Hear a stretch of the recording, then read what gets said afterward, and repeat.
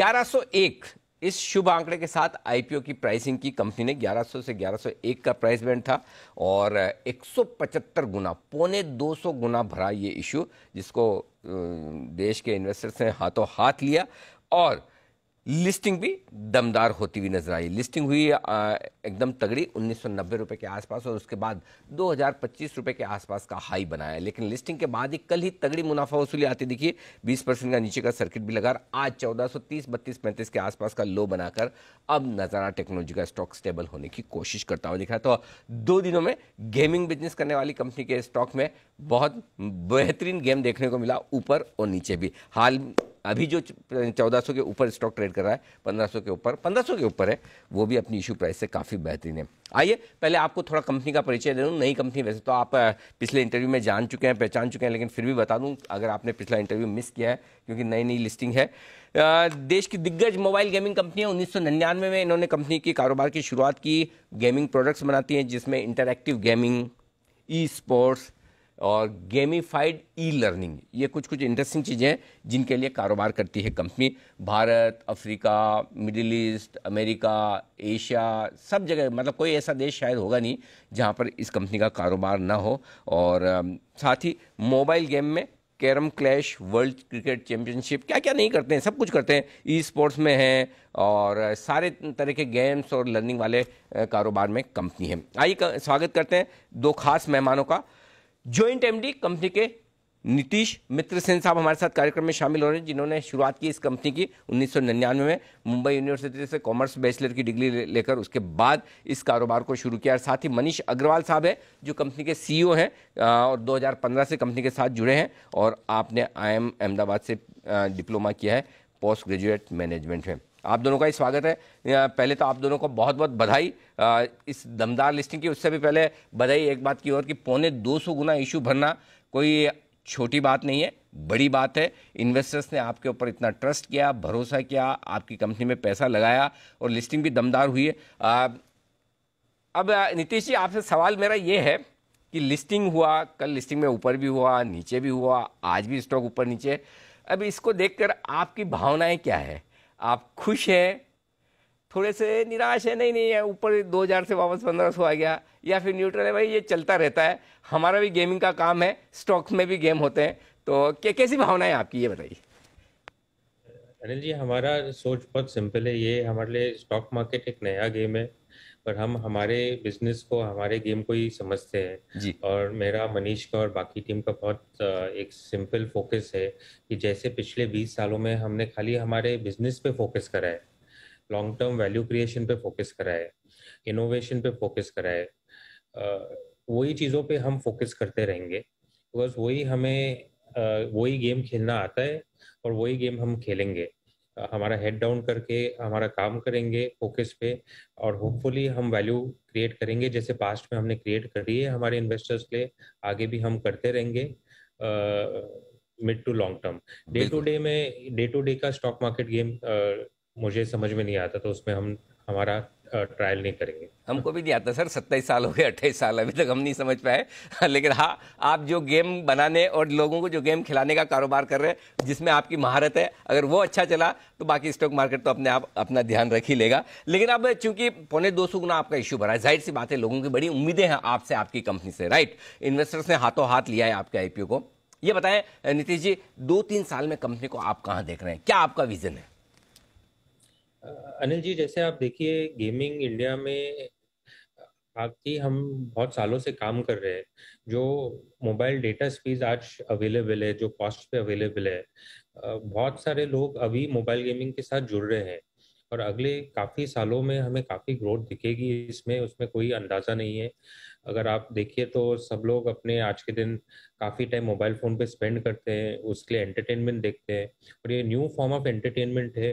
जो बाकी entertainment option जो आपके मूवी इंडस्ट्री है या दूसरे टेलीविजन इंडस्ट्रीज है, उससे काफ़ी बड़ी होने वाली है। अगर आप देखिए यूएस में या दूसरे एडवांस्ड मार्केट, इवॉल्व मार्केट्स में, तो गेमिंग ऑलरेडी ये सब बाकी एंटरटेनमेंट इंडस्ट्री से काफ़ी भरा है और यही आप इंडिया में देखेंगे कुछ आगे के सालों में। परफेक्ट। अब थोड़े फाइनेंशियल्स की बात करता हूँ। तो यहाँ पर फाइनेंशियल को लेकर जो है ना मनीष जी, एक चीज जानना चाहता हूँ मार्जिन्स को लेकर, थोड़े मार्जिन्स है ना वोलेटाइल रहे हैं। जैसे वित्त वर्ष 2018 में आपके मार्जिन्स लगभग 28% थे, इस बार 3%। पिछली बार आपने इंटरव्यू में शायद मुझे अंदाजा दिया था कि कुछ एडवर्टाइजिंग एक्सपेंसेस की वजह से मार्जिन्स कम ज़्यादा हुए हैं। अब अगले 2-3 साल में आइडिया दीजिए सर, कैसे रहेंगे मार्जिन्स? अरे जी नमस्कार, फर्स्ट ऑफ नमस्कार ऑल सर। एंड धन्यवाद। आपने पिछली बार हमको होस्ट किया, आप हमारे गुड लक चार्म हैं थैंक और यू सर। हमारा बहुत बहुत धन्यवाद उसके लिए। और आपने जैसा पूछा था एक नीतीश से, मैं इससे एक लाइन और ऐड करना चाहता हूँ। हमारा तो सिंपल विश्वास है, कर्मण्येवादी कारस्ते माँ फलेषु कदाचन। क्या बात है, वाह, बहुत बढ़िया। कर्म करते रहें, बिल्कुल सही बात है। बाकी तो सब चीज़ें अपने आप होंगी, और अब तक आपने जो किया है उसको वाकई में रेस्पॉन्स भी अच्छा मिला है। अब बताएं सर, अगले 2-3 साल के लिए आपका आउटलुक मार्जिन्स को लेकर, किस तरह के मार्जिन्स की उम्मीद की जाए जी? हमारी दो चीज़ें हैं, एक है एबिडा और एक है प्रॉफिट आफ्टर टैक्स।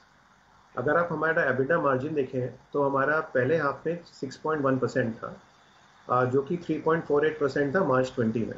तो ऑलमोस्ट आपका डबल हो गया है मार्जिन पिछले वर्ष से, इस पहले 6 महीने के इस फाइनेंशियल ईयर में।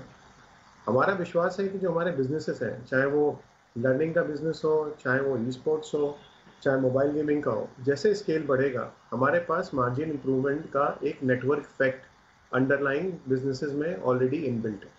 वो नेटवर्क इफेक्ट से हमारा मार्जिन इम्प्रोवाइजेशन पे हमारा फोकस रहता है। लेकिन ये आने वाला दशक गेमिंग का दशक है, गेमिंग की ग्रोथ का दशक है।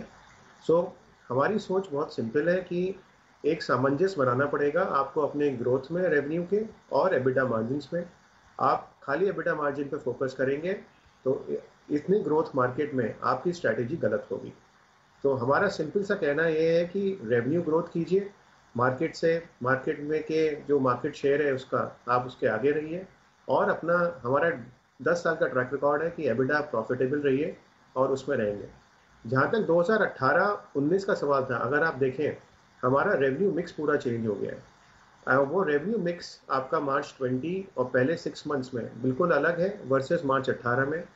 और एबिटा मार्जिन्स जो हैं वो डिफरेंट डिफरेंट बिजनेसेस के अलग हैं। अब जो हमारे बिजनेसेस ग्रोथ ड्राइवर हैं, लर्निंग, ई स्पोर्ट्स, प्रीमियम, उन पे आप उनका ध्यान दीजिए। हमारी डीआरएचपी में उनकी मार्जिन्स भी लिखी हुई हैं, और वो मार्जिन्स जैसा कि मैंने बोला आपका बिजनेस में नेटवर्क इफेक्ट है, और वो हमारे मैनेजमेंट थिंकिंग कि हम ग्रोथ और एबिडा के बीच में कैसे सामंजस्य बनाएं। लेकिन एबिडा मार्जिन इम्प्रूवमेंट हमारा एक लीवर है एडवर्टाइजिंग एंड प्रमोशंस हमारे पास, जिसको कि हम इफेक्टिवली बैलेंस करेंगे। ठीक बात है, फेयर इनफ। लेकिन मनीष जी, जो आपने कहा है कि 5 करोड़ के आसपास के आपके कस्टमर्स हैं अभी, राइट? मेरे ख्याल से ये शायद सितंबर के आंकड़े होंगे अभी।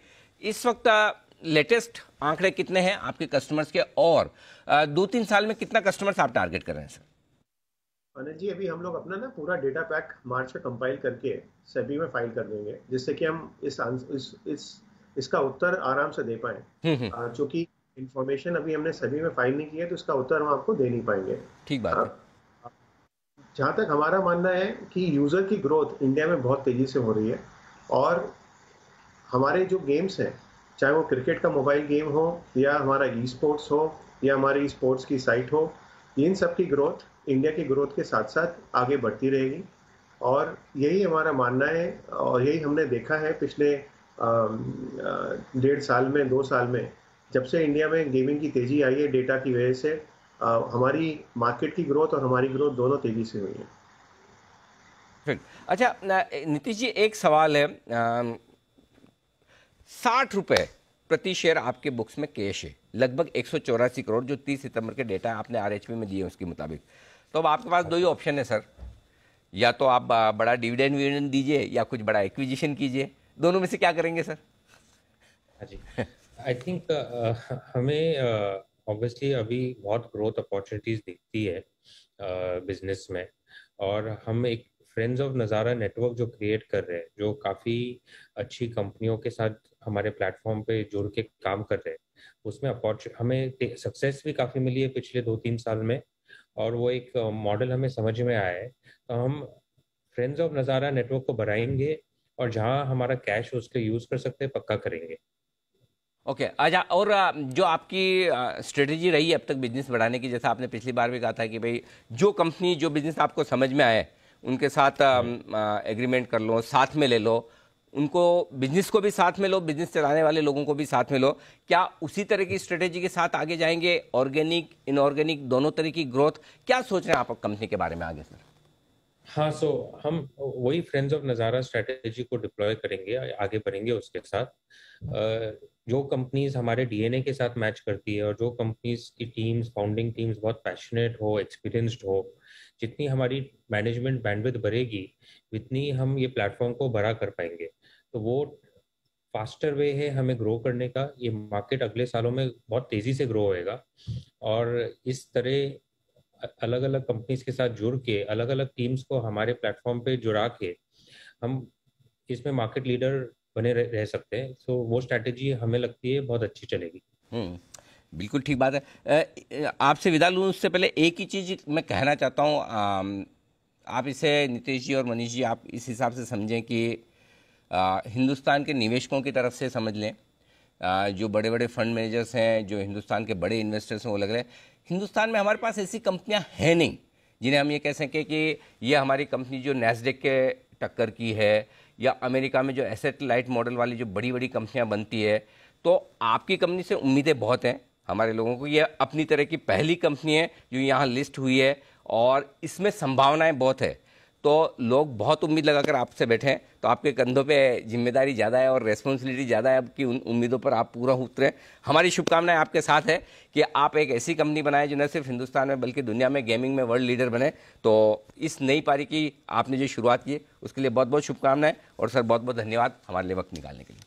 Thank you very much Anuj. Thank you sir.